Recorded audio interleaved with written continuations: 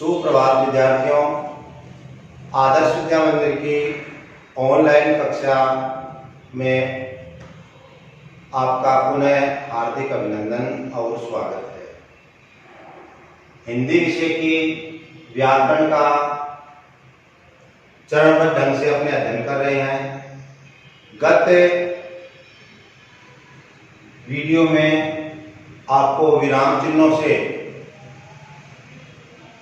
बातचीत हुई थी अपने, और विराम चिन्हों को अपनों ने दो चरणों में समझा।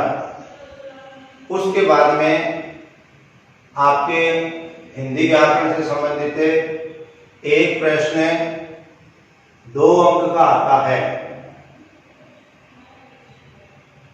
उस प्रश्न को अपने ठीक प्रकार से समझें और प्राप्तांक पूरे आए, ऐसा अपने प्रयास करेंगे। और आज नया शीर्षक अपना चल रहा है समास। विद्यार्थियों, इसकी परिभाषा बहुत ही सटीक देखते हैं अपने। समास का शाब्दिक अर्थ होता है छोटा रूप। जब 2 या 2 से अधिक शब्द बीच की विभक्तियों, 2 शब्द होते हैं, उनके बीच में विभक्ति चिन्ह लगे होते हैं, का लोप होकर जो छोटा रूप बनाते हैं उसे समास कहते हैं। यानी शब्द है, उसके मध्य जो विभक्ति चिन्ह है उनको एड्रेस से कह दीजिए, लोप कह दीजिए। उसके बाद में जो नया शब्द बनता है वह समास कहलाता है।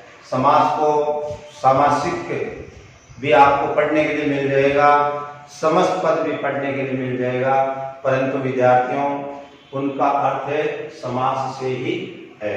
उदाहरण, रसोई के लिए घर, ये समास विग्रह किया हुआ है और इसमें से के लिए ये विभक्ति है।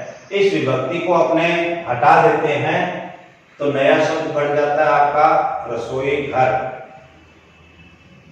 ये इसका नया शब्द बन गया विभक्ति हटाने के बाद के अंदर, तो यह एक सामासिक पद बन जाता है। समास का अर्थ वैसे तात्पर्य पास पास में बैठाना होता है। अब आप विद्यार्थियों परिभाषा से परिचित होने के पश्चात अपने इसके भेदों के बारे में भी जानकारी कर लेते हैं। मुख्य रूप से समास के 6 भेद माने गए हैं। 6 भेदों के नाम क्रमशः द्वंद्व समास, द्विगु समास, कर्मधारय समास, बहुव्रीहि समास, तत्पुरुष समास, अव्ययी भाव समास। इस प्रकार से विद्यार्थियों ये 6 समासों के नाम क्रमशः हमने लिखे हैं। 6 भेद होते हैं, 6 समासों के नाम हैं। आज विद्यार्थियों सबसे समासों के 6 भेदों के अंदर सबसे सरल समास है द्वंद्व समास। उसके बारे में अपने चर्चा करेंगे।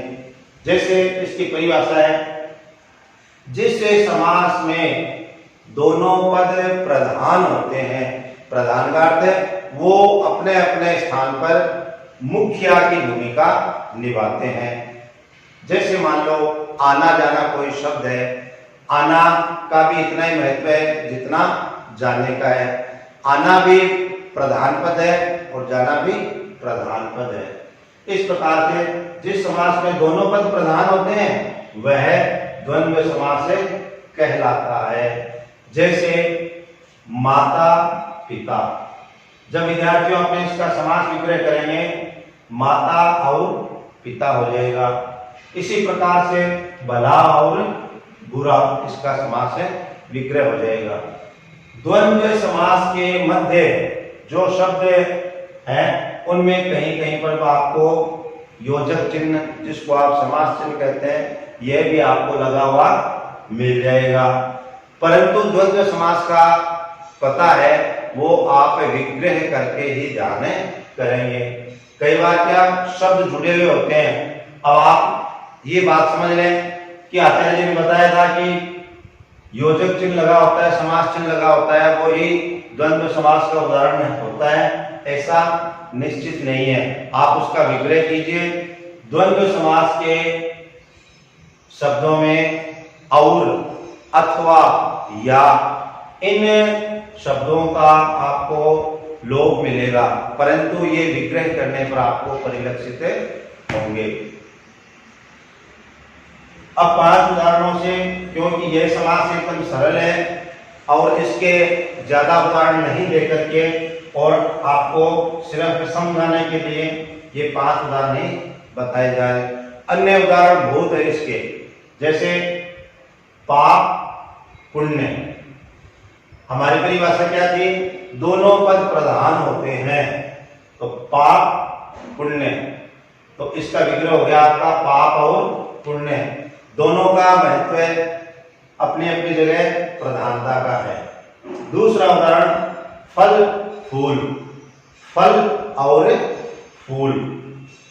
अन्न जल, अन्न और जल।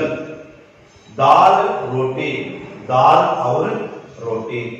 आपने देखा विद्यार्थियों, इन 4 उदाहरणों के अंदर समास चिन्ह लगा हुआ है, परंतु 5वां उदाहरण है वह इस समास चिन्ह से रहित है। तभी मैंने आपसे बताया कि समास विग्रह करके आप पता कीजिए, तब अपने को जानकारी ठीक रहेगी। जैसे ये शब्द आपका कृष्णार्जुन, अब इसका विग्रह करते हैं, तब कृष्ण और अर्जुन। आपको मैंने उदाहरण में बताया था कि और, अथवा, या इन शब्दों का द्वंद्व समास के अंदर लोप रहता है। आप इसका विग्रह करते हैं कृष्णार्जुन, कृष्ण और अर्जुन। ठीक है। इसी तरह से और भी बहुत उदाहरण है। आना जाना, ऊपर नीचे, खट्टा मीठा, अमीर गरीब, ऊपर नीचे, अंदर बाहर, मोटा पतला, ये सभी आपके विद्यार्थियों द्वंद्व समास के उदाहरण हैं। आज के इस समास से संबंधित कार्य के लिए आपका गृह कार्य है विद्यार्थियों, समास की परिभाषा लिखते हुए उसके भेदों के नाम लिखिए। मैं विद्यार्थियों आपको एक एक समास प्रतिदिन समझाने का प्रयास करूंगा, जिससे आपको ये समास से संबंधित अपना टॉपिक है वो ठीक प्रकार से समझ में आए। सबसे सरल समास इसलिए लिया है कि अपने सरल से कठिन की ओर बढ़ेंगे। वैसे कोई भी समास कठिन नहीं है, कठिनता का भाव तो अपने दिमाग में होता है, इसलिए कठिनता से डरे नहीं, बात को समझने का प्रयास करते रहेंगे तो आपकी व्याकरण का जो पक्ष है वो मजबूत हो जाएगा। और किसी भी भाषा की व्याकरण मजबूत होनी बहुत आवश्यक है। ठीक इसी प्रकार जैसे मजबूत भवन, मजबूत घर के लिए नींव मजबूत होनी चाहिए, उसी प्रकार से हिंदी भाषा में श्रेष्ठ अंकों को प्राप्त करने के लिए, उच्चतम अंकों को प्राप्त करने के लिए विद्यार्थियों आपका व्याकरण पक्ष इतना मजबूत हो कि आपकी अंक कटौती की संभावना नगण्य रह जाए। अगले समास का अध्ययन अपने अगले वीडियो के अंदर करेंगे। आप अपने रफ कॉपी में यह गृह कार्य करके और जो ग्रुप बना हुआ उसमें प्रेषित करेंगे। धन्यवाद।